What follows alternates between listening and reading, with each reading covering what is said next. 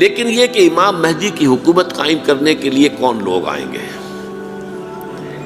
عرب جو ہیں وہ اندر سے کھوکھلے ہو چکے ہیں، عیاشی نے، دولت نے، پیسے نے، دولت، پیسہ، عیاشی، اس کی وجہ سے کھوکھلے ہو چکے ہیں۔ یہاں میں آپ کو دو حدیثیں سنانا چاہتا ہوں۔ سنن ابن ماجہ کی روایت ہے حضرت ابو ہریرہ سے رضی اللہ تعالی عنہ، قال قال رسول اللہ صلی اللہ علیہ وسلم اذا وقعت الملاحم بعث اللہ بعثا من الموالی ہم اکرم العرب فرسا واجودہ سلاحا یوید اللہ بہم الدین، رواہ ابن ماجہ عن ابی ہریرہ رضی اللہ تعالی عنہ۔ جب ملاحم کا دور شروع ہوگا تو اللہ تعالیٰ اٹھائے گا ایک لشکر یا لشکروں پر لشکر موالی میں سے۔ موالی کون ہے؟ عربوں نے جب فتح کیا تھا اس پورے علاقے کو خلافت راشدہ کے دوران، اور پھر وہ لوگ جو ہے، ایک رائے تو یہ تھی کہ انہیں غلام بنایا جائے سارے آبادیوں کو، لیکن یہ کہ حضرت عمر کا اجتہاد تھا، اس کے مطابق جو ان کو غلام نہیں بنایا گیا تو وہ موالی کی حیثیت رکھتے ہیں۔ عربوں میں دم نہیں ہے، موالی میں سے لشکر اٹھیں گے کہ جو در حقیقت حضرت مہدی کی حکومت کو قائم کریں گے۔ دوسری حدیث سنیے، عن عبداللہ ابن الحارث رضی اللہ تعالی عنہ، اور یہ ابن ماجہ کی روایت ہے، قال قال رسول اللہ صلی اللہ علیہ وسلم یخرج الناس من المشرق فیوطئون للمہدی یعنی سلطانہ، لشکر نکلیں گے، لوگ آئیں گے مشرق سے، اور وہ حضرت مہدی کی حکومت کو جمائیں گے اور قائم کریں گے۔ اب ذرا نوٹ کیجئے کہ جزیرہ نما عرب کے مشرق میں کون سے ملک ہیں؟ تین: ایران، افغانستان، پاکستان۔ یہ تین سالڈ مسلم ممالک، مسلم آبادی اکثریت۔ ویسے تو یہ کہ آگے ہندوستان میں 20 کروڑ مسلمان ہیں، لیکن وہ 20 کروڑ جو ہیں وہ تو 80 کروڑ کے اندر تحلیل ہو جاتے ہیں غیر مسلموں میں، لیکن یہاں جو معاملہ ہے یہ غالب اکثریت کا۔ ان میں سے ایران کا معاملہ جہاں تک ہے، نمبر 1 یہ کہ وہ شیعہ عقائد کے حصار میں بند ہے، اس سے ادھر ادھر ہونا اس کے لیے ممکن نہیں۔ حدیث میں یہ بھی آتا کہ اصفہان سے 70,000 یہودی دجال کا ساتھ دیں گے۔ لیکن بہرحال خراسان ایک صوبہ ہے افغانستان کا اس وقت بھی، شمال مشرقی کونے میں، مجھے امید ہے وہاں سے خیر کی، کیونکہ خراسان کا لفظ وہاں پہ شامل ہے، اور حضور کی حدیث میں بعد میں آپ کو سناؤں گا کہ خراسان سے فوجیں چلیں گی جو یروشلم کو دوبارہ حاصل کریں گی، فتح کریں گی۔ جیسے پہلے یروشلم کھویا عربوں نے تھا، دوبارہ حاصل کیا تھا کرد نے، کرد خون صلاح الدین ایوبی رحمۃ اللہ علیہ، ایسے اب پھر عربوں نے کھویا ہے، لیکن لینے والے خراسان سے لشکر آئیں گے۔ یخرج من خراسان رایات و سود لا یردھا شیء حتی تنصب بإیلیا، خراسان کے علاقے سے کالے علم لے کر لشکر چلیں گے جن کے رخ کو کوئی موڑ نہیں سکے گا جب تک کہ وہ جا کر یروشلم میں نصب نہ ہو جائے۔ اس کے بعد نام آتا ہے پاکستان کا۔ یہ ہے میری اور آپ کی داستان، اور یہ ہے سبب جس کی وجہ سے کہ میں آپ سے یہ گفتگو کر رہا ہوں۔ اصل میں تو کس لیے؟ محض ایک علمی استفادہ، محض اپنی بات آراء کو ظاہر کرنے کا شوق نہیں، بلکہ یہ کہ اپنی ذمہ داری ہم پہچانیں کہ ہم کس مقام پر کھڑے ہیں۔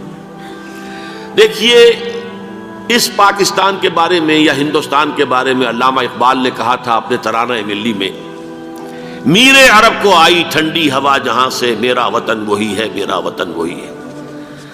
اور مجھے بتایا گیا کہ سنن ابی داؤد میں یہ روایت موجود ہے کہ حضور نے فرمایا کہ ہندوستان کی طرف سے مجھے ٹھنڈی ہوا آتی ہے، اگرچہ مجھے وہ حدیث ابھی نہیں ملی ہے، لیکن حزب التحریر کا ایک کارڈ مجھے ملا تھا، تو اس میں اس حدیث کا اور اس میں ابو داؤد کا روایت کا حوالہ موجود تھا۔ لیکن میں جو چیز آپ کو بتا چکا ہوں وہ یہ کہ الف ثانی کا پورا تجدیدی کارنامہ اس ہندوستان کی سرزمین میں ہوا۔ مجدد الف ثانی شیخ احمد سرندی، شاہ ولی اللہ دہلوی، سید احمد بریلوی، وہ تو ہمارے پاکستان میں آ کر جو ہے ان کا خون جذب ہوا ارض پاکستان میں۔ پھر شیخ الہند مولانا محمود حسن۔ تحریک خلافت چلی تو صرف ہندوستان میں چلی اور کہیں نہیں چلی۔ آزادی کی تحریک چلی پوری دنیا میں، وہ نیشنلزم کی بنیاد پر چلی، ملے نیشنلزم، عرب نیشنلزم، ترک نیشنلزم۔ ہمارے ہاں چلی تو اسلام کے نام پر، پاکستان کا مطلب کیا؟ لا الہ الا اللہ۔ پھر پاکستان قائم ہوا معجزے کے طور پر، بلکہ نازل ہوا ہے لیلۃ القدر میں، انا انزلناہ فی لیلۃ القدر، جیسے قرآن نازل ہوا لیلۃ القدر میں، یہ پاکستان بھی نازل ہوا لیلۃ القدر میں۔ اس کا برقرار رہنا ابھی تک معجزہ ہے۔ ہندو یہ سمجھتا تھا، کانگریس سمجھتی تھی کہ جھٹپٹ ختم ہو جائے گا۔ پھر یہ کہ اس کا قرارداد مقاصد کا پاس ہو جانا، مزید بھی اور اضافی دفعات دستور میں آ جانا، اب کمرشل انٹرسٹ کو ربا قرار دے کر حرام قرار دینا، یہ سارے لینڈ مارکس ہیں کہ جو اشارہ کر رہے ہیں کسی چیز کی طرف، معاملہ کدھر جا رہا ہے۔ پھر یہ کہ یہ جو 14ویں صدی کے مجدد تھے شیخ الہند، اس کے بعد سے کچھ ایسی شخصیتیں عظیم پیدا ہوئی ہیں ہند میں، جن کو میں سمجھتا ہوں کہ 14ویں صدی کے مجدد اور 15ویں صدی کے مجدد کے درمیان یہ 15ویں صدی کے مجدد کی راہ کو سیدھا کرنے والے، جیسے کہ حضرت یحییٰ نے کہا تھا میں تو آنے والے کا راستہ سیدھا کر رہا ہوں حضرت عیسیٰ کے لیے، ایسے ہی 15ویں صدی کے لیے امام مہدی کے لیے راستہ صاف کرنے والے سب سے پہلے علامہ اقبال، جنہوں نے اسلام کا تصور دین کی حیثیت سے دوبارہ زندہ کیا ہے، ورنہ اسلام ایک مذہب کی شکل اختیار کر چکا تھا۔ پھر مولانا مودودی، مولانا ابوالکلام آزاد حکومت الہیہ کے نعرے کے ساتھ میدان میں آئے۔ یہ اقبال نے جو تصور پیش کیا تھا اس پر عملی جد و جہد کے لیے حزب اللہ قائم ہوئی ہے۔ نوٹ کر لیجئے 11 برس کا فرق ہے عمر کا علامہ اقبال کے اور ابوالکلام کے، اور 1913 میں جب حزب اللہ قائم کی ہے اس وقت علامہ اقبال کی ملی شاعری اپنے عروج کو پہنچ چکی تھی۔ پھر یہ کہ علامہ اقبال کے بعد تعمیل جو ہے اس کام کی وہ ابوالکلام نے کی، لیکن روایتی علماء نے کی شدید مخالفت کی وجہ سے وہ بددل ہو کر چھوڑ گئے، کانگریس میں شامل ہو گئے، بساط جو ہے حزب اللہ کی انہوں نے لپیٹ دی۔ پھر مولانا مودودی آئے، انہوں نے وہ ڈور جو ہے اس کا سرا تھاما، جماعت اسلامی قائم کی حکومت الہیہ ہی کے قیام کے لیے، اگرچہ میرے نزدیک یہ کہ وہ انتخابی اور ایک قومی سیاست کی ایک جماعت بن کر پاکستان میں جو ہے دلدل میں پھنس گئی ہے۔ اب ہم اس کی کوشش کر رہے ہیں، تنظیم اسلامی اور یہ تحریک خلافت جس کے تحت یہ جلسہ ہو رہا ہے، یہ ساری چیزیں وہ ہیں کہ آپ کو سوائے پاکستان کے اور کہیں نہیں ملیں گی پوری دنیا میں۔ معلوم ہوتا ہے کہ پاکستان کو بہت بڑا رول پلے کرنا ہے اس میں، اور اس کے ساتھ اب جمع کر لیجئے افغانستان کی عمارت افغانستان، اسلامی عمارت افغانستان قائم ہو چکی ہے۔ یہ پچھلے 20 سالوں میں جو کچھ وہاں ہوتا رہا ہے اس سے پہلے تصور نہیں ہو سکتا تھا۔ علامہ اقبال کے فرزند بھی دیکھ کر آئے ہیں، تو اگرچہ وہ خود میں سمجھتا ہوں کہ خاصے انہیں آپ لبرل کہیں، آزاد خیال کہیں، لیکن اس درجے متاثر ہو کر آئے تھے کہ انہوں نے یہ کہا افغانستان میں جو میں نے حالات دیکھے ہیں کہ اگر 2-4 اور مسلمان ملکوں کے اندر یہ نظام قائم ہو جائے تو پوری دنیا مسلمان ہو جائے گی۔ یہ سب کچھ کیسے ہو رہا ہے؟ یہ آنے والے دور کی جھلکیاں ہیں۔ Coming events are casting their shadows before. یہ سب بتا رہے ہیں کہ پاکستان افغانستان کو مل کر اس میں کوئی عظیم رول پلے کرنا ہے۔ اور اس کے ضمن میں اب میں علامہ اقبال کے بارے میں آخری بات کہہ رہا ہوں۔ علامہ اقبال کے بارے میں عام یہ خیال ہے، انہوں نے اپنے خطبات میں مہدی کا اور نزول مسیح کا، حالانکہ میں کل پڑھ رہا تھا مولانا سید احمد اکبر آبادی رحمۃ اللہ علیہ کا ایک مقالہ ان کا کہ علامہ اقبال نے ابن خلدون کے بارے میں یہ کہا ہے کہ مہدی کا اور نزول عیسیٰ کا دونوں کا انہوں نے انکار کیا ہے، حالانکہ ابن خلدون نے نزول عیسیٰ کا انکار نہیں کیا، صرف مہدی کا انکار کیا ہے۔ بہرحال علامہ اقبال نے خطبات میں انکار کیا ہے، لیکن یہ کہ اپنی شاعری کے اندر میں چیلنج کرتا ہوں کسی بڑے سے بڑے اقبال شناس کو، ان کا یہ شعر ذرا سنیے: خضر وقت از خلوت دشت حجاز آید بروں، کارواں زی وادی دور و دراز آید بروں۔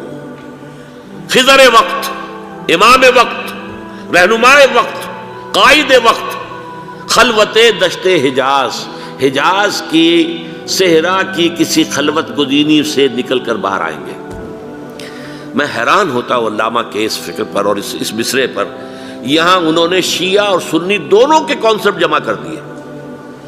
شیعہ کا کانسیپٹ یہ چھپے ہوئے کسی غار میں وہاں سے برآمد ہوں گے، اور ہمارا کانسیپٹ میں ام سلمہ رضی اللہ تعالیٰ عنہ کی حدیث سنا چکا، چھپے ہوئے ہوں گے وہ وہاں پر، مدینے سے نکل کر آ کر مکے میں چھپ جائیں گے۔ اس خانہ جنگی کی حالت میں لوگ ان کی طرف دیکھ رہے ہوں گے، سوچتے ہوں گے انہیں میدان میں آنا چاہیے، کوئی پارٹ پلے کرنا چاہیے، امت کی رہنمائی کرنی چاہیے، لیکن وہ چھپیں گے، وہ کارے ہوں گے، وہ اس ذمہ داری کو قبول نہیں کرنا چاہیں گے، جا کے چھپ جائیں گے مکے میں، وہاں سے مکے والے انہیں نکالیں گے، اور وہ کارے ہوں گے، انہیں بالکل یہ پسند نہیں ہوگا کہ یہ ذمہ داری اٹھائیں۔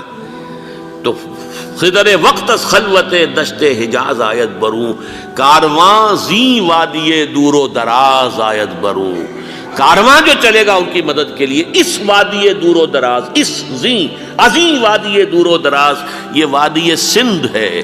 وادی سندھ جو ہے ہم سمجھتے ہیں کہ صرف یہ پاکستان اور پنجاب جو ہے یہ اس میں شامل ہے، سندھ اور پنجاب نہیں، افغانستان کا پورا مشرقی علاقہ اس میں شامل ہے۔ جیسے دریائے جہلم سندھ میں جا رہا ہے، جیسے دریائے گلگت سندھ میں آ کر ملتا ہے، جیسے دریائے چناب اور راوی اور جہلم اور یہ سب جا رہے ہیں اور آ رہے ہیں، اسی طرح دریائے کابل کہاں سے آ رہا ہے، دریائے گومل کہاں سے آ رہا ہے، ٹوچی کہاں سے آ رہا ہے، یہ سارا جو ہے ڈرین جو ہو رہا ہے، ایسٹرن جو ہے پارٹ آف افغانستان، یہ سب وادی ہے۔ اس وادی کے یہ دو حصے ہیں، ایک حصہ جو ہے یہ ادھر پاکستان میں ہے اور اسی وادی کا دوسرا حصہ جو ہے وہ افغانستان میں ہے۔ کارواں زی وادی دور و دراز آیت برو، کارواں چلے گا یہاں سے، یخرج ناس من المشرق یؤتون للمہدی یعنی سلطان ہی، مشرق سے فوجیں چلیں گی کہ جو مہدی کی حکومت قائم کریں گی، اور یخرج من خراسان رایات و سود، اور خراسان سے سیاہ پرچم چلیں گے کہ جن کا رخ کوئی موڑ نہیں سکے گا، حتیٰ تنصب بیلیا، یہاں تک کہ وہ جا کر یروشلم کے اندر نصب ہو جائیں گے۔ حضرات، میں ایک میری گفتگو کا حصہ باقی تھا لیکن میں اسے چھوڑ رہا ہوں، اس لیے کہ گلوبلائزیشن جو اس کی ہوگی، جو خلافت علی منہاج النبوہ کی تجرید کامل حضرت مہدی کے ہاتھوں عرب میں ہوگی، اس سے پہلے اس کے لیے محنت، کوشش، جد و جہد پاکستان اور افغانستان میں ہو چکی ہوگی جو اسے سپورٹ کرے گی اور وہاں جا کر حکومت قائم کرے گی۔ اس کے بعد گلوبلائزیشن کا جو مرحلہ اس کا ہے وہ حضرت مہدی کے ہاتھوں نہیں ہے، وہ حضرت عیسیٰ ابن مریم ان کے نزول کے بعد ہے، جن کے نزول کے بعد دجال کا خاتمہ ہوگا اور یہودیوں کا استحصال ہوگا، مسلمانوں پر بھی بڑی تکالیف عربوں پر آئیں گی، شدائد آئیں گے، لیکن یہ وہ میں حصہ ملتوی رکھتا ہوں کسی دوسری محفل اور کسی دوسری مجلس اور نشست پر۔ اب میں آپ کو ذرا اس جو انسانوں میں سے انسان دشمنی کا جن کا سب سے بڑا رول ہے، میں ان کی 2000 سالہ تاریخ کا آپ کے سامنے نقشہ رکھنا چاہتا ہوں۔ ان 1400 سال کا تو میں نے صرف 4 آپ کو پوائنٹس بتائے، موسیٰ سے عیسیٰ تک 1400 برس علیہ الصلوۃ والسلام، 2 مرتبہ عروج، 2 مرتبہ زوال، اشیریوں کے ہاتھوں پٹوائی، بابلیوں کے ہاتھوں پٹانا، گریکس کے ہاتھوں مرمت، رومنز کے ہاتھوں مرمت۔ یہ جو 2000 سال ہیں، کیونکہ اب تو ظاہر بات ہے 21ویں صدی شروع ہو گئی، 20 صدیاں حضرت مسیح کو پوری ہو گئی۔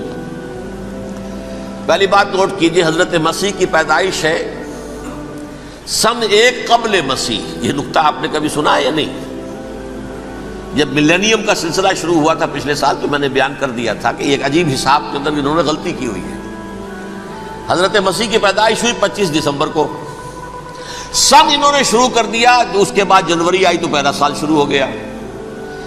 اگر جنوری سے پہلا سال شروع ہوا تو یہ 6 دن جو ہے تو اس کے پچھلے سال میں تھے، لہذا کہا جائے گا کہ Jesus Christ was born 1 year before Christ BC۔ تو 1 قبل مسیح میں حضرت مسیح کی پیدائش ہوئی۔ یہ آخری اسرائیلی نبی اور رسول، یہودی علماء کی مخالفت، دشمنی، سولی پر چڑھوا دینا میں بیان کر چکا ہوں۔ سن 33 عیسوی میں جبکہ حضرت مسیح کی عمر 33 برس تھی، اللہ تعالیٰ نے انہیں زندہ آسمان پر اٹھا لیا، لیکن یہودیوں نے اپنے خیال کے مطابق انہیں سولی پر چڑھوا دیا، ان کی موت واقع ہو گئی۔ اگرچہ اس کے بعد یہ اختلاف ہے ان میں، یہودی کہتے ہیں وہ سولی پر چڑھ گیا، ختم ہوا، مر گیا، عیسائی کہتے ہیں نہیں، انتقال ہوا ہے مسیح کا صلیب پر، لیکن پھر وہ دوبارہ زندہ ہو گئے ہیں۔ ان کی لاش ایک غار میں رکھ دی گئی تھی، وہاں ریزریکشن ہو گیا، ان کا باعث بعد الموت وہیں ہو گیا، اور پھر انہیں اللہ نے زندہ آسمان پر اٹھا لیا۔ تو ہمارے اور عیسائیوں کے درمیان نوٹ کر لیجئے، یہ چیز مشترک ہے کہ حضرت مسیح آسمان پر زندہ اٹھائے گئے۔ فرق کیا ہے؟ وہ سمجھتے ہیں کہ سولی دیے گئے، سولی پر مرے، پھر زندہ ہوئے، پھر گئے۔ ہم سمجھتے ہیں کہ نہیں، وما صلبوہ وما قتلوہ، انہوں نے نہ صلیب دے سکے انہیں اور نہ انہیں قتل کر سکے، بل رفع اللہ الیہ، اللہ نے اٹھا لیا۔ پھر ہمارا اور یہ اس کا عیسائیوں کا ایک اور اتفاق ہے، سیکنڈ کمنگ آف جیسس، حضرت مسیح دوبارہ آئیں گے، یہ عیسائیوں کا بھی عقیدہ ہے اور ہمارا بھی۔ بہرحال تو جیسا کہ میں نے عرض کیا کہ اس وقت یہ عذاب استیصال، عذاب اکبر کے مستحق ہو چکے تھے، لیکن اللہ نے ان کی مدت دراز کی ہے، لیکن ان پر دنیاوی عذاب کا ایک کوڑا جو ہے اللہ تعالیٰ کی طرف سے اسی وقت برسا۔ دنیاوی عذاب دنیا میں رہتے ہوئے ختم نہیں کیا گیا۔ 37 برس بعد، حضرت مسیح کے رفع سماوی کے 37 برس بعد، سن 70 میں یہودیوں نے بغاوت کی رومیوں کے خلاف۔ رومی ٹائٹس جنرل تھا ایک، اس نے پھر جو حملہ کیا ہے، 1,33,000 یہودی ایک دن میں قتل کیا یروشلم میں، اور ہیکل سلیمانی گرا دیا۔ وہ ہیکل پہلے بھی گرا تھا، پہلے 1400 سال کے دوران میں بھی نبوکڈنیزر نے گرایا تھا، لیکن پھر اس کے 150 سال بعد انہوں نے دوبارہ بنا لیا تھا، اس لیے وہ اسے سیکنڈ ٹیمپل کہتے ہیں۔ پہلا ٹیمپل جو حضرت سلیمان نے بنایا تھا، نبوکڈنیزر نے گرا دیا 587 قبل مسیح میں، پھر دوبارہ انہوں نے 150 سال کے بعد بنا لیا۔ وہ اس تاریخ کا حصہ ہے، میں نے جس کے بارے میں آپ کو تفصیل نہیں بتائی۔ اس میں یہ ہوا سن 70 میں وہ گرا دیا گیا، وہ آج تک گرا پڑا ہوا ہے۔ نمبر 2، یہ کہہ دیا گیا کہ یہودیوں اس ارض فلسطین سے نکل جاؤ، تم یہاں نہیں رہ سکتے اب۔ لہذا جس کا جہاں سینگ سمایا چلا گیا، یورپ میں چلے گئے، ایشیا میں آ گئے، عرب میں آ گئے۔ یہ 3 قبیلے جو رات بھی میں نے عرض کیا تھا، بنو قینقاع، بنو نذیر اور بنو قریظہ، یہ وہاں سے آ کے مدینے میں آباد ہو گئے، جس کا جہاں سینگ سمایا، افریقہ میں، ہندوستان میں، جہاں چلے گئے۔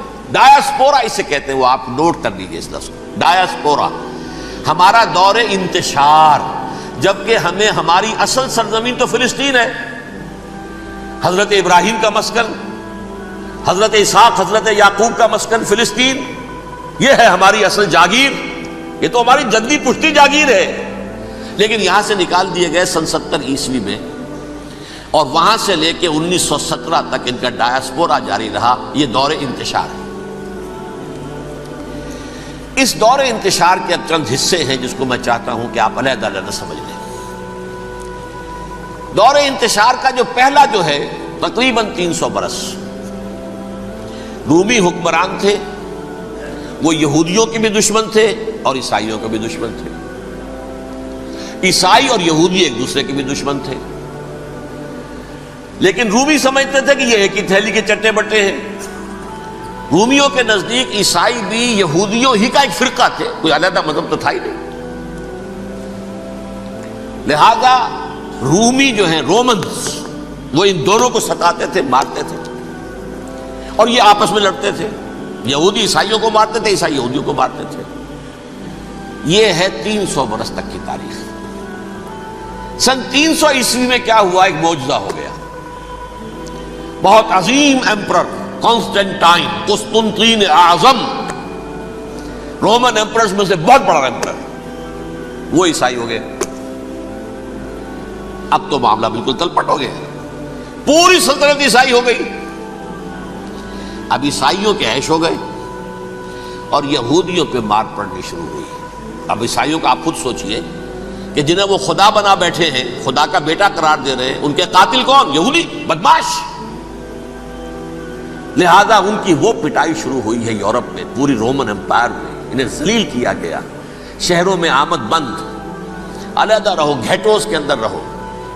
یہودی کا نام جو ہے وہ گالی بن گیا، جیسے آج بھی یہودی گالی کہتے ہیں، جیسے خنزیر کا لفظ، آخر وہ بھی اللہ کی مخلوق ہے، لیکن آپ کو معلوم ہے کوئی شخص زبان پر نام نہیں لانا چاہتا خنزیر کا، سور کا، ہے تو مخلوق، وہ بھی ایک حیوان ہے۔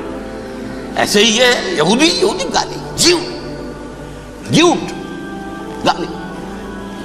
لہذا ایک طرف تو ان دونوں کے درمیان دشمنی، جس کو قرآن کہتا ہے وَأَغْرَيْنَا بَيْنَهُمُ الْعَدَاوَةَ وَالْبَغْضَاءَ، ہم نے ان کے مابین دشمنی جو ہے پیدا کر دی ہے۔ اور جب یہ پوری سلطنت عیسائی ہو گئی تو قافیہ تنگ ہو گیا یہودیوں کا، اب آئیے 571 عیسوی، یعنی جبکہ ڈائسپورا کو کتنا عرصہ ہو چکا تھا؟ 500 برس۔ سن 70 سے شروع ہوا نا ڈائسپورا، جب ٹائٹس نے گرایا ہے ہیکل کو اور نکال باہر کیا انہیں فلسطین سے، بھاگ جاؤ یہاں ایک یہودی بھی نہیں رہے گا، فلسطین سے نکال دیے۔ اس کے پورے 500 برس بعد سن 571 عیسوی میں حضور کی پیدائش ہوئی، ولادت باسعادت محمد الرسول اللہ صلی اللہ علیہ وسلم۔ 610 میں آپ پر وحی کا آغاز ہوا، لیکن حضور کے ساتھ ان کا معاملہ کیا رہا؟ اول تو جبکہ حضور ابھی مکے ہی میں تھے، یہودیوں نے ریشہ دوانیاں شروع کر دی حضور کے خلاف۔ قریش مکہ کو سکھاتے تھے، پڑھاتے تھے، ان سے یہ پوچھو، ان سے یہ پوچھو، یہ اس طرح تنگ کرو، ان سے یہ امتحان لو، یہ آپ کے علم میں ہے۔ سورہ بنی اسرائیل میں، سورہ کہف میں وہ سوالات، جو امتحانی سوالات آئے تھے، ذوالقرنین کون تھا، اصحاب کہف کون تھے، تم رسول بنے پھرتے ہو تو بتاؤ، اور یہ روح کی حقیقت کیا بتاؤ، یہ ساری ریشہ دوانیاں کر رہے تھے بیٹھے ہوئے ابھی وہیں پر، حضور ابھی پہنچے بھی نہیں۔ ہجرت فرما کر حضور تشریف لے آئے تو حضور نے، جسے ماسٹر سٹروک کہا جائے گا، یعنی اسٹیٹس مین شپ کا ماسٹر سٹروک، آپ نے مدینے میں آتے یہودیوں کے ساتھ پیکٹ کر دیا، جوائنٹ ڈیفنس پیکٹ آف مدینہ، کہ اگر مکے والے ہم پر حملہ کریں گے تو ہم مل جل کر ایک قوم کی حیثیت سے مقابلہ کریں گے۔ یہ میثاق مدینہ کہلاتا ہے، جس کے بہت غلط معنی پہنائے جا رہے ہیں آج کل۔ بہرحال میں موضوع میرا چونکہ یہ نہیں، میں ادھر نہیں جاؤں گا۔ لیکن ہوا کیا؟ ہر مرتبہ یہ خیانت کے مرتکب ہوئے، ان نے جو عہد کیے تھے ان سے پھرے، اندر ہی اندر سازش، ریشہ دوانی، حضور کی بدترین دشمنی۔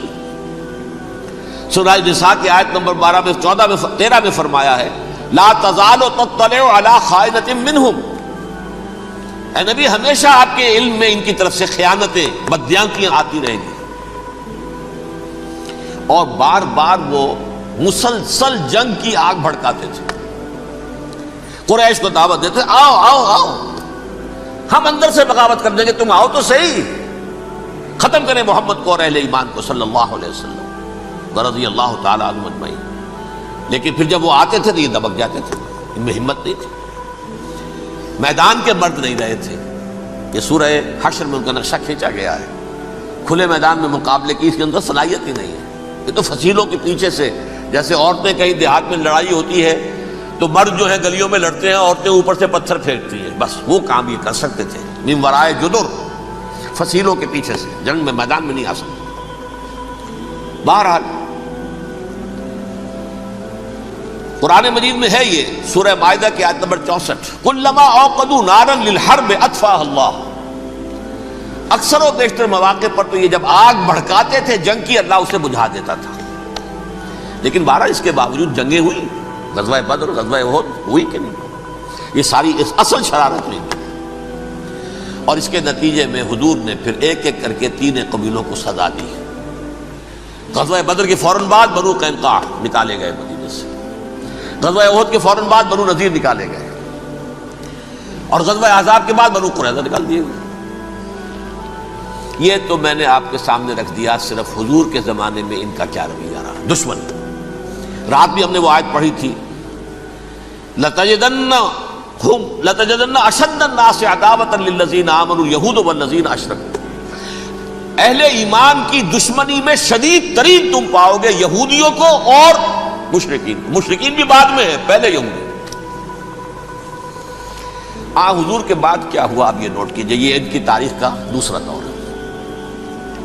حضرت عمر رضی اللہ تعالیٰ عنہ قائد خلافت ہے، بیت المقدس کا محاصرہ کیا گیا، فصیل بڑی اونچی، شہر اندر سے سیلف سفیشنٹ، حملے کا راستہ کوئی نہیں، محاصرہ طول کھینچ رہا ہے، لیکن ان کے پاس رسد بھی موجود ہے، پانی بھی موجود ہے، وہ دروازے بند کر کے بیٹھے ہوئے ہیں۔ بالآخر اللہ تعالیٰ کی مشیت کا ظہور کیسے ہوا؟ ان کے کچھ علماء آئے فصیل پر، کہا دیکھو مسلمانوں، تم قیامت تک بھی یہاں پڑے رہو گے محاصرہ کر کے، ہمارا یہ شہر فتح نہیں ہوگا،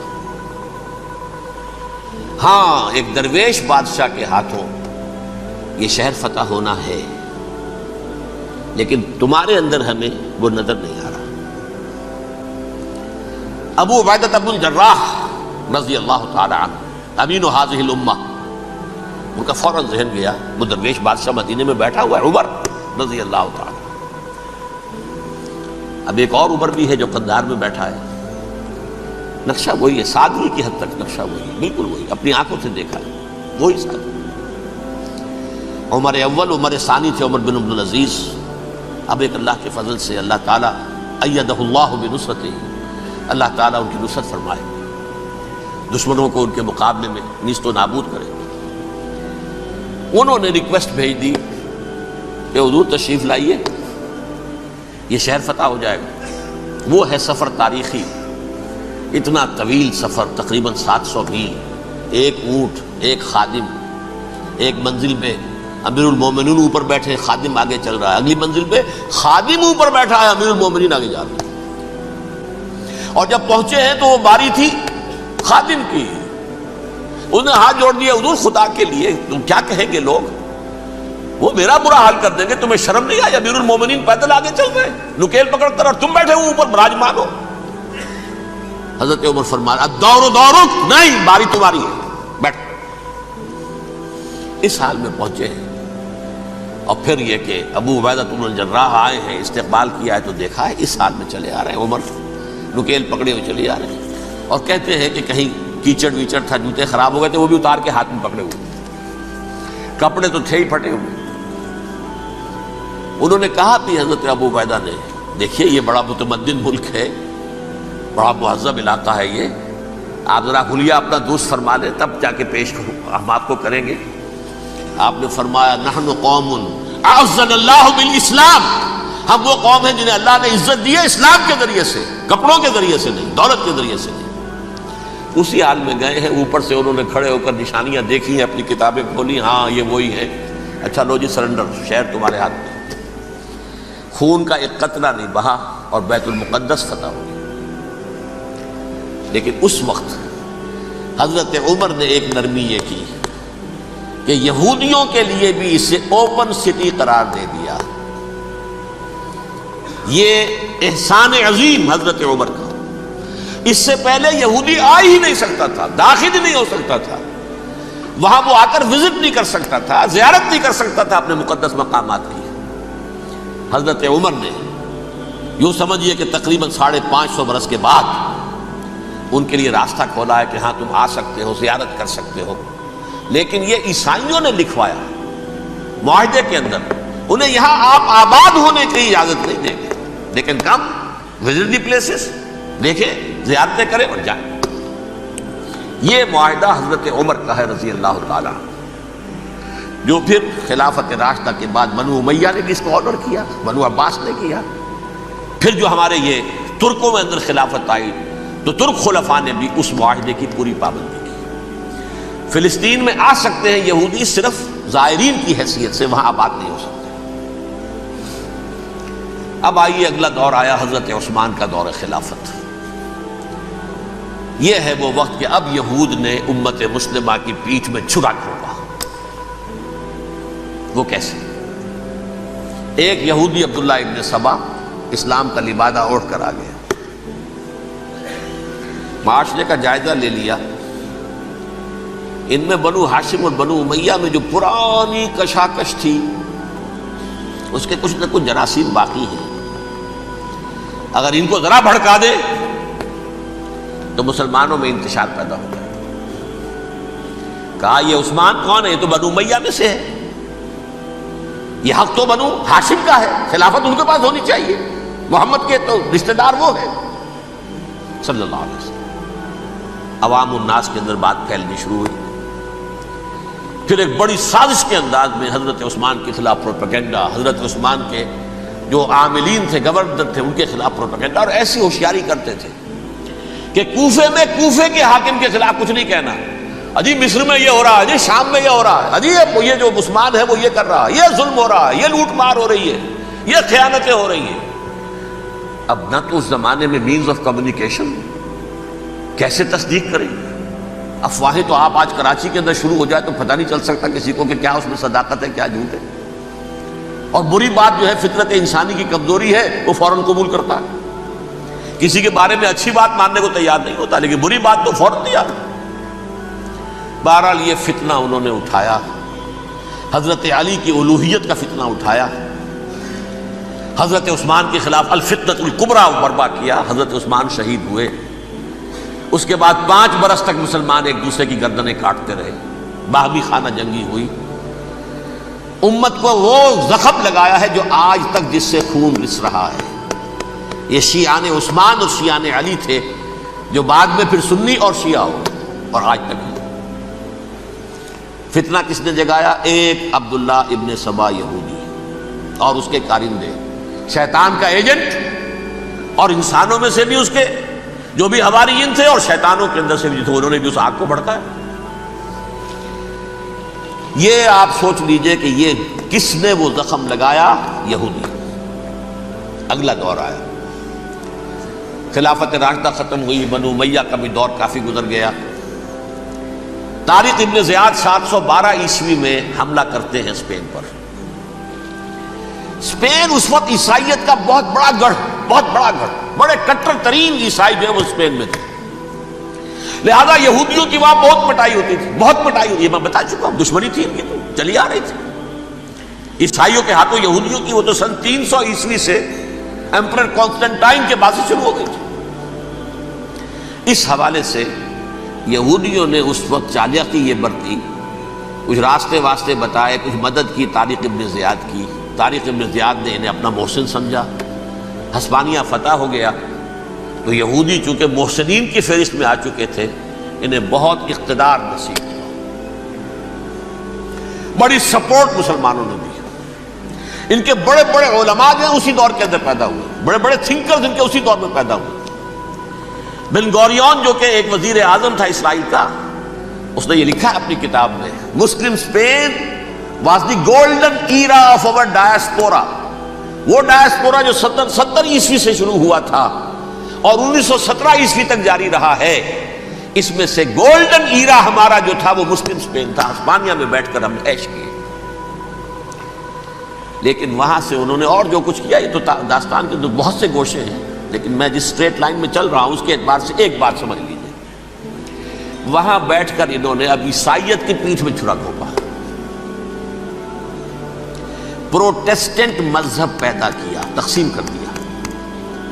جیسے شیعہ سنی کی تقسیم، عبداللہ ابن سبا. رومن کیتھولک اور پروٹیسٹنٹ کی تقسیم، یہودی علماء. ہوتا کیا تھا؟ ہسپانیہ کی یونیورسٹیاں ہیں، کارڈووا میں ہے، ٹولیڈو میں ہے، گریناڈا میں ہے، غرناطہ، قرطبہ، تولیتلا. اور وہاں آتے تھے لوگ، فرانس سے چلے آ رہے ہیں نوجوان پڑھنے کے لیے، جرمنی سے چلے آ رہے ہیں، اٹلی سے چلے آ رہے ہیں. 3 ہی ملک قریب ترین پڑھتے ہیں سینٹرل جو یورپ کے ہیں. یہاں پر جو ہے وہ اسلام جو نور پھیلا رہا تھا اس سے بھی مستفیض ہوئے. جہالت کے جو ہے پردے ان کے وہ چھٹے. اس کے ساتھ ہی وہ یہودی وہاں ان کے اندر جو جراثیم داخل کر رہے تھے وہ اس عیسائیت کے خلاف بغاوت تھی جو اس وقت دنیا میں عیسائیت اس وقت تھی. پوپ کا راج تھا دنیا میں اس وقت.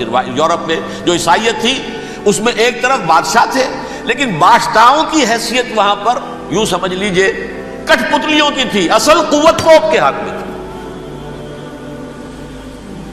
اور پوپ کو انہوں نے جیسے قرآن نے کہا اتخذوا احبارهم ورهبانهم اربابا من دون اللہ، کیونکہ سینٹ پال نے شریعت موسوی ساقط کر دی تھی تو اب شریعت تھی ہی نہیں.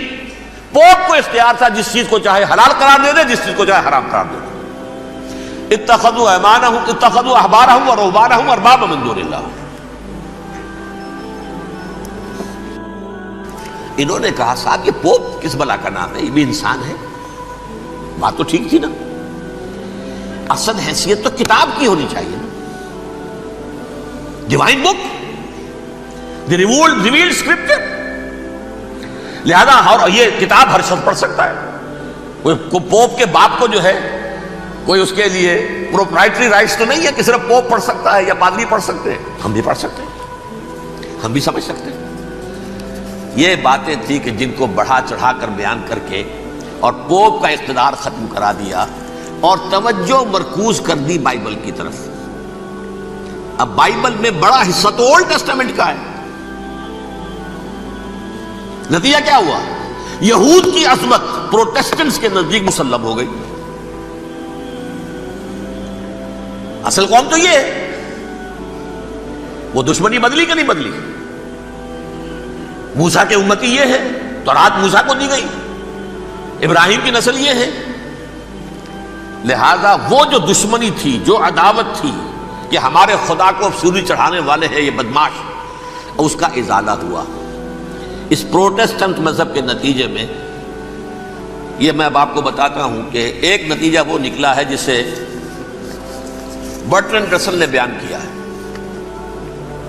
اس کی کتاب ہے ان پریز آف آئیڈلنس، صفحہ 108۔ وہ لکھتا ہے the Christians retaining the Judaic belief in special revelation added to it the Roman desire for worldwide domination and the Greek taste for metaphysical subtleties. The combination produced the most fiercely persecuting religion that the world has yet known. یہ تین چیزیں آ کر عیسائیت میں مل گئی۔ ایک تو جب یہ اولڈ ٹیسٹمنٹ جو ہے وہ ان کے ہاتھ میں آ گئی، اور اس کے میں کچھ آپ کو بتا دیتا ہوں کہ اولڈ ٹیسٹمنٹ کی تعلیمات، کیونکہ یہ اولڈ ٹیسٹمنٹ جو ہے یہ محرف تھی۔ اصل تورات تو گم ہو گئی تھی 587 قبل مسیح میں، جب پہلی مرتبہ ہیکل جو ہے تباہ ہوا ہے، اس وقت ختم ہو گئی تھی۔ اس کے کوئی 150 سال کے بعد انہوں نے یادداشتوں سے مرتب کر کے لکھی ہے۔ اب اس میں ان کے اپنے خیالات، اپنے امانی، اپنی توجیحات وہ شامل ہو گئی۔ لہذا آپ ذرا میں آپ کو حوالے دیتا ہوں اس کتاب کے اندر مظالم کی جو تعلیم دی گئی ہے۔ اہل کتاب نے اپنے مظالم قتل عام کے جواز کے لیے تورات میں تبدیلیاں کی اور پیغمبروں پر دہشت ناکی اور بدترین حرام کاری کے الزامات لگائے۔ سنیے، پہلا حوالہ ہے یہ گنتی باب 31 آیات 17-18۔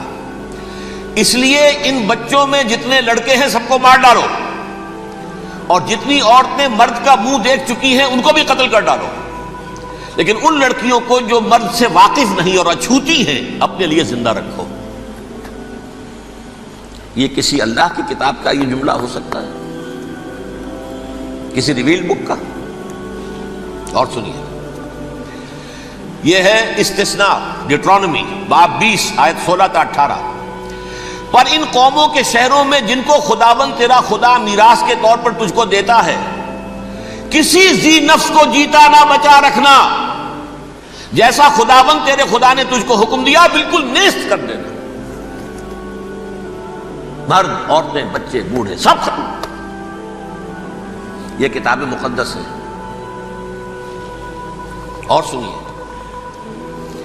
سیموئیل باب 27 آیت نمبر 9۔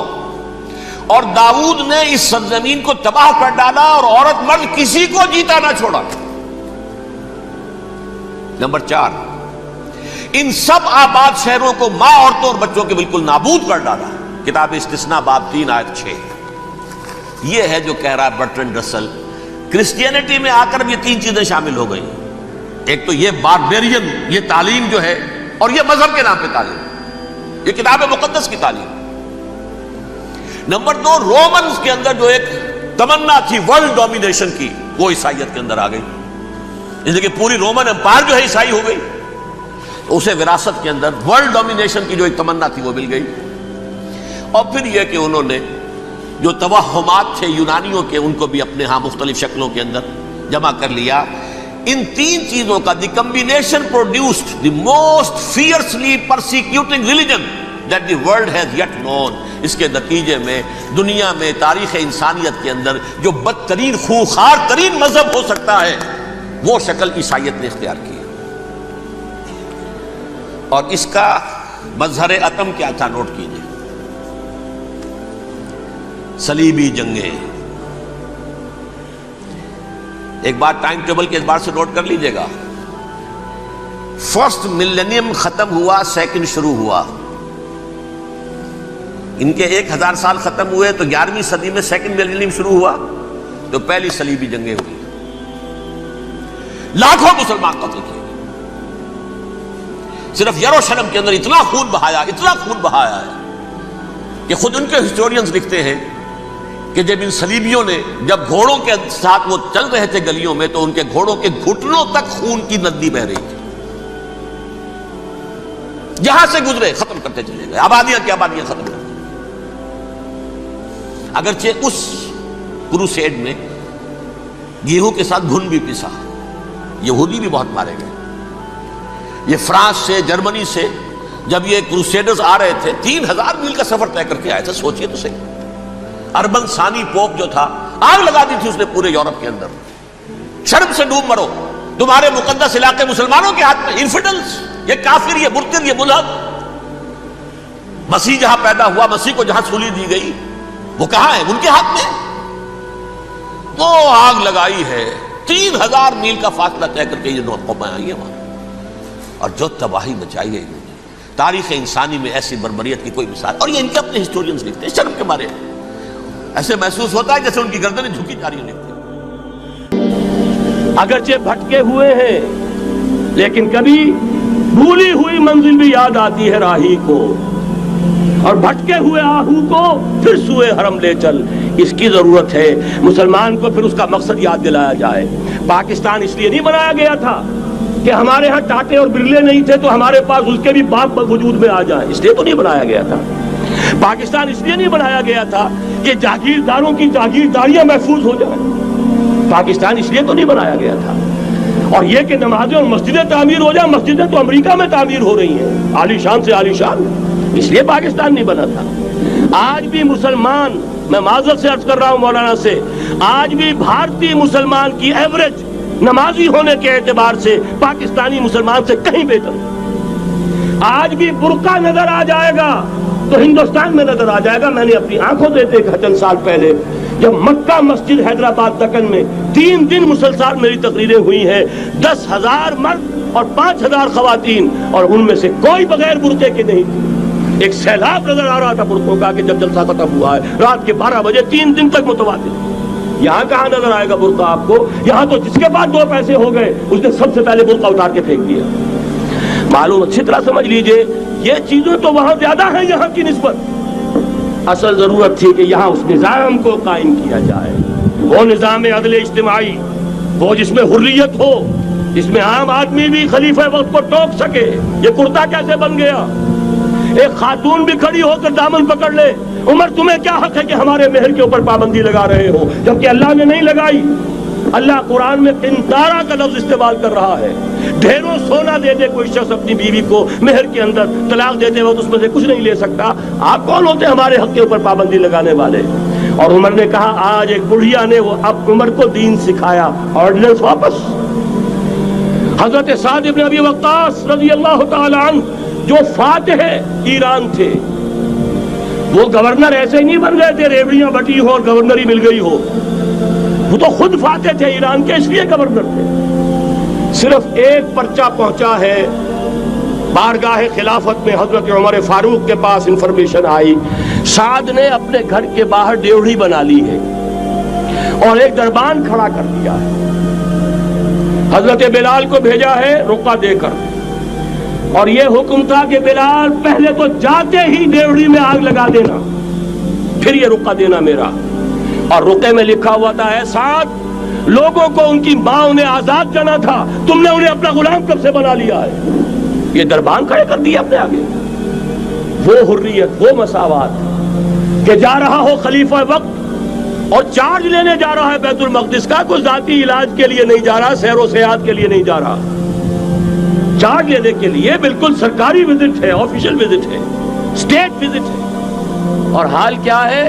700 میل کا فاصلہ طے کرنا اور ایک اونٹ نہیں، کوئی انٹوریج نہیں، کوئی قدم و حشم نہیں، کوئی جمبو جٹ بھرے ہوئے نہیں، کچھ نہیں، ایک اونٹنی، ایک خادم۔ اس ایک اونٹنی پر چونکہ راستے کا راشن بھی ہے لہذا 2 آدمی نہیں بیٹھ سکتے، ایک بیٹھ سکتا ہے۔ ایک منزل خلیفہ وقت بیٹھا ہوا ہے اوپر اور خادم نکیل پکڑ کر چل رہا ہے، اگلی منزل خادم اوپر بیٹھا ہے اور خلیفہ وقت عمر بن الخطاب رضی اللہ تعالی عنہ اور وہ آگے آگے نکیل پکڑ کر چل رہے ہیں۔ یہ نظام چاہیے آج نوع انسانی کو۔ اس کے انتظار میں، اس کی تلاش میں نوع انسانی نے کتنے تجربے کر لیے، کیسی چھلانگیں لگائیں، ملوکیت ختم کی، آسمان سے گرا کھجور میں اٹکا، جمہوریت آئی نام نہاد، لیکن وہ سرمایہ دارانہ نظام بن کر آگے سے بڑھ کر لعنت بن گئی۔ پہلے جاگیردار مسلط تھا، اب سرمایہ دار اور کارخانے دار مسلط ہو گیا۔ اس سے نکلنے کے لیے زور لگایا، کمیونزم کی طرف گئے، چھلانگ لگائی، اب ایک پارٹی ڈکٹیٹر بن کر بیٹھ گئی۔ انسان رست از یک بنتا افتاد در بندے دیگر، ایک چیز سے غلامی سے نجات پاتا ہے، دوسری میں پھنس جاتا ہے۔ اور کیوں؟ کہ وہ نظام عدل اجتماعی جو محمد عربی کو دے کر بھیجا گیا تھا، اس کے کسٹوڈین سوئے ہوئے، اس کے کسٹوڈین کو اندازہ ہی نہیں۔ یہ نسخہ تو ہمارے پاس تھا، ہمیں عمل کرنا تھا اور دنیا کے سامنے پیش کرنا تھا۔ پاکستان بنایا اس لیے گیا تھا کہ ہم اس کا ایک نمونہ دنیا کے سامنے پیش کریں گے۔ قائد اعظم نے فرمایا تھا کہ ہم یہ چاہتے ہیں کہ پاکستان کی صورت میں، عہد حاضر میں، اسلام کے اصول حریت و اخوت و مساوات کا ایک نمونہ قائم کر کے دکھائیں۔ کہاں ہے وہ؟ بھٹک گئے، سو گئے۔ وَلَنُذِيقَنَّهُم مِّنَ الْعَذَابِ الْأَدْنَىٰ دُونَ الْعَذَابِ الْأَكْبَرِ، بڑے عذاب سے پہلے چھوٹا عذاب کا مزہ چکھائیں گے۔ لَعَلَّهُمْ يَرْجِعُونَ، شاید کہ لوٹ آئیں۔ کوئی عجب نہیں اس عذاب الادنیٰ سے بعد ہم جاگے نہیں، ہوش میں نہیں آئے، کوئی عجب نہیں کہ بڑے عذاب کا کوڑا ہماری پیٹھوں پر برس جائے۔ لیکن مجھے یہ یقین ہے، نوٹ کر لیجئے، اگر یہ دوسرا امکان ہو گیا، خدا نہ خواستہ اللہ کے عذاب کا کوڑا ہماری پیٹھ پر برسا، مجھے یقین ہے اللہ ہندوؤں کو مسلمان بننے کی توفیق دے گا، لیکن اسلام کا بول بالا اسی خطے سے ہوگا۔ تاریخ میں یہ ہو چکا ہے آیا فتنہ تاتار کے افسانے سے، پاسباں مل گئے کعبے کو صنم خانے سے۔ تاتاریوں کے ہاتھوں کروڑوں مسلمان قتل ہوئے، لیکن اسلام نے تاتاریوں کو فتح کر لیا، اور پھر اسلام کا مسلمانوں کا دوسرا دور عروج انہی تاتاریوں کی مختلف شاخوں کے تحت ہوا۔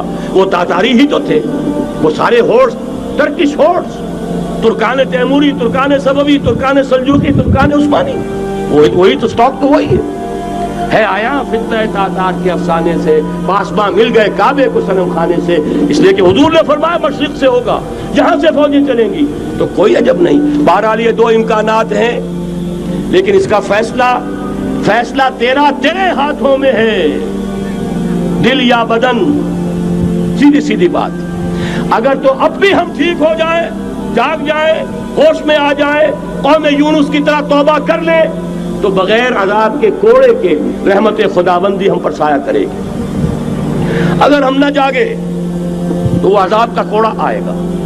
یہ نہیں میں کہہ سکتا ان ادری قریب بعید ما توعدون، یہ میں نہیں کہہ سکتا، یقین کے ساتھ جانتا ہوں کہ آئے گا، لیکن یہ کہ اس کے بعد بھی یہی سے بول بالا ہوگا۔ اگر ہمارے ذریعے نہیں تو ان کے ذریعے سے، جو ہمیں شکست دے کر پھر اسلام قبول کر لیں گے۔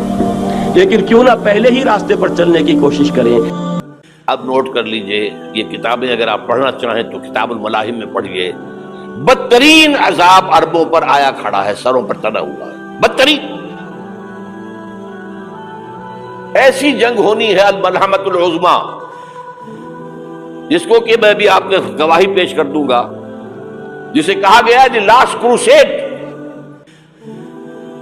بش نے بھی کروسیڈ کا لفظ بول دیا تھا، پھر واپس لیا اس نے۔ نکل جاتی ہے جس کے منہ سے سچی بات مستی میں، فقیہ مصلحت بھی سے وہ رندے بادہ خار اچھا، کروسیڈ کہہ کر پھر واپس لیا۔ یہ کروسیڈ، اس کے اوپر جس قدر نقصان ہونا ہے عربوں کا، گریٹر اسرائیل بنے گا، یہ عراق، شام، اردن، سعودی عرب کا کچھ شمالی علاقہ، ترکی کا جنوبی علاقہ، مصر کا صحرائے سینا، اور اس کے ساتھ ہی جو بہترین اس کا زرخیز ترین علاقہ ڈیلٹا آف نائل، یہ سب یہودیوں کے قبضے میں جائیں گے۔ اس کو حدیث میں کہا گیا الملحمۃ العظمیٰ۔ عیسائی 80 علم لے کر اے مسلمانوں تم پر حملہ آور ہوں گے، اور ہر علم کے نیچے 12,000 فوج ہوگی، 9.5 لاکھ فوج۔ یہ نیٹو کی تیاری کس کے لیے ہو رہی ہے؟ جب یو ایس ایس آر کا خاتمہ ہوا تو پوچھا گیا تھا نیٹو چیف سے، اب کس لیے؟ تمہارا وہ دشمن تو ختم ہو گیا، اب ہمیں اسلامک فنڈامنٹلزم سے نمٹنا ہے. وہ جانتے ہیں خطرہ یہی ہے. اب اسلام ابھر سکتا ہے، مسلمانوں کے سینوں کے اندر وہ آگ ہے، اوپر خاکستر آ گیا ہے، تمہیں اٹھانا بیٹھنا، یہ اندر تو انگارہ ہے، اوپر سے راکھ ہے، اس سے دھوکہ نہ کھا جانا ان کے دلوں کے اندر. اور بش نے کہا تھا مسلمان چاہتے ہیں کہ ہسپانیہ سے لے کر انڈونیشیا تک نظام خلافت قائم کریں. اور میں حیران ہوا تھا کہ اس کمبخت کو ہسپانیہ کا خیال کیسے آ گیا. ہمیں تو کبھی آتا ہی نہیں، اب ہم تو بھول گئے. وہ تو 500 برس پرانی بات ہے جبکہ وہاں سے ہمیں نکال دیا گیا تھا. اگرچہ اقبال نے کہا تھا ہے ارض فلسطین پہ یہودی کا اگر حق، ہسپانیہ پر حق نہیں کیوں اہل عرب کا. ہسپانیہ میں تو 800 سال حکومت کی مسلمانوں نے، اور ابھی 500 برس ہی گزرے ہیں نا. یہودی تو ارض مقدس سے 2000 سال نکالے گئے. انہیں لا کے آباد کیا گیا، عربوں کے سینے میں خنجر بھونک دیا گیا.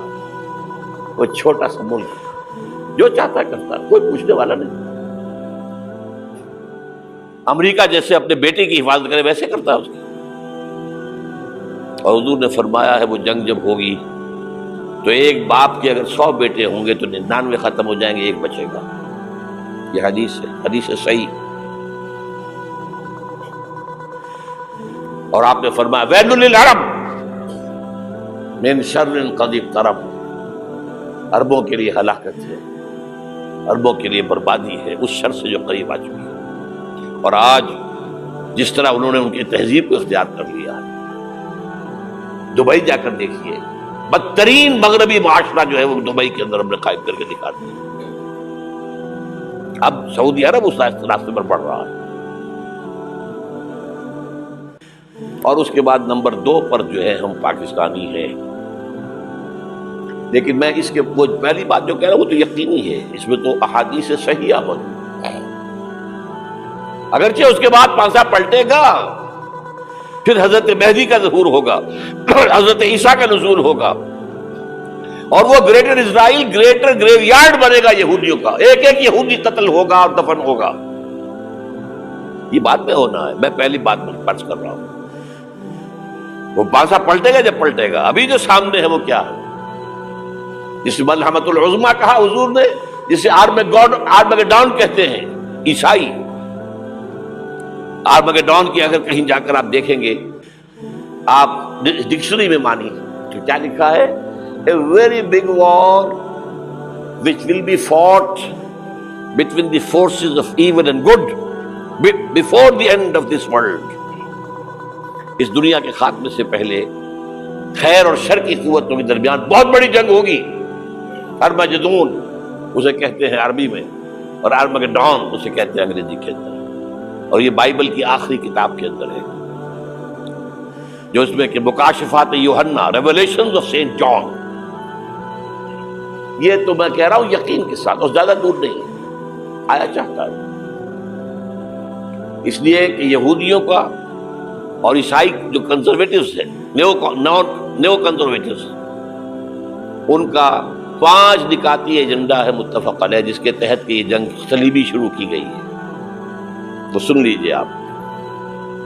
آرمگیڈون نمبر 1، گریٹر اسرائیل قائم ہو جانا اس کے نتیجے میں نمبر 2، مسجد اقصی اور قبۃ الصخرہ کو گرانا نمبر 3، وہاں 3rd ٹیمپل، وہ مسجد جو حضرت سلیمان نے بنائی تھی 1000 قبل مسیح میں، پھر برباد کی تھی نبوکدنضر نے، دوبارہ بنائی گئی، پھر دوبارہ ختم ہوئی 70 عیسوی تک گری پڑی ہے. ان کا خانہ کعبہ گرا ہوا ہے 70 عیسوی سے لے کر آج تک. ایک دیوار ہے ویلنگ وال، جہاں جاتے ہیں، روتے ہیں، پیٹتے ہیں، ماتم کرتے ہیں، وہاں وہ بنے گا 3rd ٹیمپل. اور نمبر 4، اس میں لا کر رکھا جائے گا تخت حضرت داؤد کا. یہ تخت کہاں ہے اس وقت؟ یہ لندن شریف کے اندر جو ان کی پارلیمنٹ کا جو چرچ ہے، ویسٹ منسٹر ایبے، اس میں رکھا ہوا ہے. ایک پتھر تھا جس پر بٹھا کر حضرت داؤد کی تاج پوشی ہوئی، پھر حضرت سلیمان کی ہوئی، پھر وہ پتھر رکھ دیا گیا جب حضرت سلیمان نے بنایا ہیکل مسجد اقصی، وہاں رہا وہ۔ ہر بادشاہ جو تھا یہودی اسی کے اوپر بٹھا کر اس کی تاج پوشی ہوتی تھی۔ سن 70 میں ٹائٹس نے گرایا اسے ہیکل کو، وہ پتھر لے گیا، وہاں سے روم گیا، روم سے آئرلینڈ گیا، آئرلینڈ سے اسکاٹ لینڈ آیا، اسکاٹ لینڈ سے انگلینڈ آیا، اور اب وہ رکھا ہوا ہے 14ویں صدی عیسوی سے آج تک۔ وہ ویسٹ منسٹر ایبے میں رکھا ہوا، ایک کرسی کی سیٹ میں اسے بنا دیا گیا ہے تخت کی شکل میں۔ اب انگریزوں میں کوئی ملکہ ہو، کوئی بادشاہ ہو جس کی بھی تاج پوشی ہونی اس میں ہو، یہ لا کر رکھا جائے گا تھرڈ ٹیمپل میں، اور اس پر یہودیوں کے خیال کے مطابق ان کا مسیحا آئے گا جو مسیح دجال ہوگا۔ عیسائیوں کے خیال کے مطابق حضرت عیسیٰ آئیں گے، وہ ہمارا بھی خیال ہے حضرت عیسیٰ آئیں گے علیہ السلام۔ بہرحال یہ تو بعد کی باتیں ہیں نا، اس وقت جو میں عرض کر رہا ہوں عربوں پر بہت بڑا عذاب، اور پاکستان کا معاملہ البتہ یہ ہے، میں یقین سے نہیں کہہ سکتا، ہینگنگ ان دی بیلنس، ہو سکتا ہے اللہ تعالیٰ ہم پر رحم فرمائے، ہو سکتا ہے، اگرچہ اس کی کچھ شرائط ہوگی۔ چمن کے مالک اگر بنا لیں موافق اپنا شعار، اب بھی چمن میں آ سکتی ہے پلٹ کر چمن سے روٹھی بہار، اب بھی ہو سکتا ہے۔ اور یہ بھی ہو سکتا ہے کہ اللہ تعالیٰ نے معجزانہ طور پر ہمیں ملک دیا، ہم نے اللہ سے بدعہدی کی، وعدہ خلافی کی، غداری کی، لہذا سزا دی جائے اور ہم سے یہ ملک چھین لیا جائے۔ اٹس جسٹ پاسبل، دور نہ سمجھے، اسے انہونی بات نہ سمجھے۔ جو گھیراؤ ہو رہا ہے آپ کے مغرب میں نیٹو فورسز اور مشرق میں بھارتی فورسز گدھوں کی طرح بیٹھے ہوئے انتظار کر رہے ہیں پاکستان اور ڈسٹیبلائز ہو جائے، یہاں اور بدامنی ہو جائے۔ اب لاہور میں پھر آج دھماکے ہو گئے ہیں، 2 دن پہلے کا دھماکہ میں سہ کے آیا ہوا ہوں، آپ کے سامنے بیٹھا ہوں، وہ جانیں بچی ہیں، جو ہماری اکیڈمی کا حشر ہوا وہ میں آپ کو نہیں بتا سکتا۔ یہ سارا کیوں ہو رہا ہے؟ تاکہ یہاں بدامنی ہو جائے اور ہمیں جواز مل جائے، مغرب سے نیٹو فورسز داخل ہو جائیں، مشرق سے بھارتی فورسز آ جائیں، اور ہمارے ایٹمی دانت توڑ کر اور پھر ہمیں بھارت کے سامنے ڈال دیا جائے۔ نو ڈو ایز یو لائک، یہ ان کا نقشہ ہے۔ ہوگا کیا وہ اللہ جانتا ہے، ہوگا وہ جو اللہ چاہے، لیکن اللہ کا چاہنا جو ہے وہ کس پر منحصر ہے؟ یہاں انقلاب برپا کرو، یہاں اسلام لاؤ، اگر دھندوں میں لگے رہو گے تو وہ خود بخود نہیں آ جائے گا انقلاب۔ صحابہ نے جانیں دی تھی، کتنی تکلیفیں اٹھائی تھی، 12 برس تک مکی دور کے اندر با نشہ درویشی در ساز و دمادم زن، جو پختہ شبی خدرا بر سلطنت جم سن۔ یوم طائف یاد ہے جو حضرت عائشہ فرماتی ہے کہ میں نے پوچھا تھا حضور سے کہ یوم احد سے زیادہ سختی بھی آپ پر کبھی آئی؟ یوم احد پر کیا ہوا تھا؟ تلوار کا وار پڑا تھا آپ کے چہرہ مبارک، یہ جو رخسار کی ہڈی ہے اس کے اندر وار گیا ہے، اوپر خود کی 2 کڑیاں تھیں وہ اس میں گھس گئیں، 2 دندان مبارک شہید ہوئے۔ وہ خود کی کڑیاں ایک صحابی نے اپنے دانتوں سے پکڑ کر کھینچنے کی کوشش کی، دانت نکل گئے، وہ نہیں نکلی، کیا جتن کر کے نکالی گئی ہوگی تو خون کا فوارہ آیا، اتنا خون گیا ہے کہ آپ بے ہوش ہو گئے، گر گئے، اور مشہور یہ ہو گیا کہ آپ کا انتقال ہو گیا، شہادت ہو گئی۔ یہ سیرت کبھی پڑھی ہے؟ حضرت عائشہ کے ہوش کا تو یہی دور تھا نا، یوم طائف میں جو آپ کی کیا تھی، بچی تھی، انہیں کیا پتا کیا ہو رہا ہے حضور کے ساتھ۔ 3 دن تک حضور مکے کی گلیاں اور وہاں کے اوباش لوگ پتھراؤ کر گئے تھے اس امید میں کہ شاید وہاں کا کوئی سردار ایمان لے آئے، تو یہاں تو ابو طالب بھی فوت ہو گئے، یہی دنیاوی سہارا تھا، خاندانی سہارا تھا ابو طالب کے ذریعے، اور گھر میں ایک دلجوئی کرنے والی رفیقہ حیات تھی، وہ بھی ان کا بھی انتقال ہو گیا۔ آپ نے کہا یہ عام الحزن ہے، اب تو سب کو طے ہو گیا قریش کو کہ اب جیسے قتل کر دو، اسی لیے آپ گئے طائف، شاید وہاں کا کوئی بڑا سردار مانے ایمان لے آئے مجھ پر، تو میں اپنا مرکز ادھر شفٹ کر دوں۔ تینوں سے ملے ہیں، تینوں نے وہ جواب دیے ہیں، نکل جاؤ یہاں سے، میں تمہارے ساتھ بات بھی کرنے کو تیار نہیں۔ اچھا تمہارے سوا کوئی نہیں ملا تھا اللہ کو نبی بنا کر بھیجنے کے لیے؟ دیکھو جاؤ، میں بات نہیں کرنا چاہتا، ہو سکتا ہے میں بے عزتی کر بیٹھوں، واقعی تم اللہ کے نبی ہو تو میں مارا جاؤں گا، جاؤ جاؤ جاؤ۔ یہ سلوک محبت کے ساتھ ہوا۔ اور پھر چھوکروں کو، اسٹریٹ ارچنز جنہیں آپ کہتے ہیں، اشارہ کیا ذرا خبر لو ان کی، پتھراؤ ہو رہا ہے، ساتھ کوئی ہے ہی نہیں، ایک آدمی صرف زید ابن حارثہ۔ اب سامنے سے پتھر آ رہے ہیں تو حضرت زید آگے آ جاتے ہیں، ڈھال بنتے ہیں، مجھے لگے پتھر حضور کو رہے، آپ پیچھے سے آ رہے ہیں، چاروں طرف سے تو ڈھال نہیں بن سکتا، جسم لہو لہا، خون جا کر جوتیوں میں جم گیا ہے، جوتی اتر نہیں دی۔ پھر وہاں سے واپسی پہلے دعا مانگی ہے،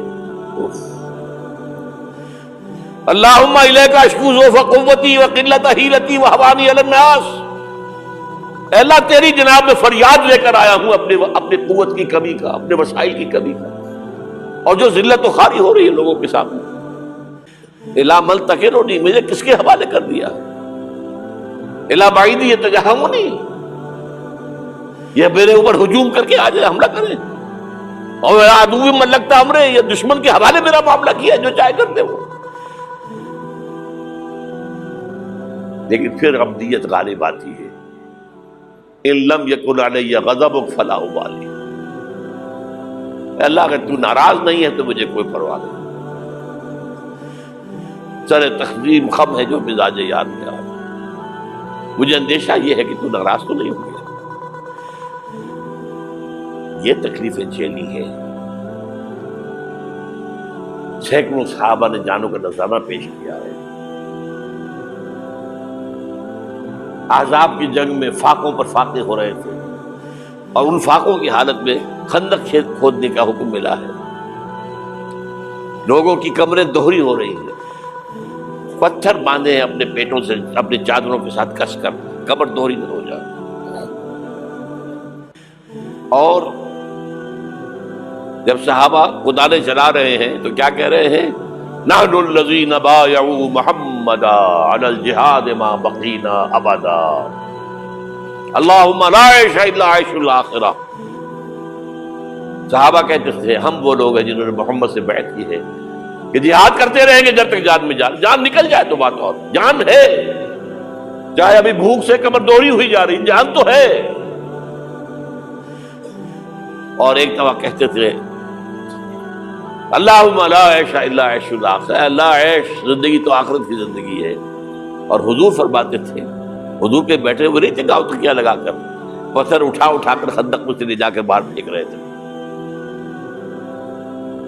جب صحابہ کہتے ہیں اللہم لا عیش الا عیش الاخرہ، حضور فرما رہے ہیں فاغفر الانصار والمہاجرہ، اے اللہ ان انصار اور مہاجرین کی مغفرت فرما دے۔ پھر حضور کی خدمت میں کچھ لوگ آئے، حضور اب یہ فاقہ ناقابل برداشت ہو گیا، دیکھیے ہم نے یہ پتھر باندھے ہوئے اپنے پیٹ کے ساتھ۔ حضور نے کرتا اٹھا کر دکھایا، وہاں 2 پتھر بندھے ہوئے۔ یہ ہے سیرت النبی۔ آپ کس چیز کو سیرت النبی سمجھتے ہیں؟ بہرحال اس موضوع پر میری ایک کتاب ہے منہج انقلاب نبوی، کہ انقلاب کیسے آیا تھا۔ اگر دل میں ذرا بھی آرزو پیدا ہو گئی ہو کہ اللہ قبول کر لے مجھے بھی،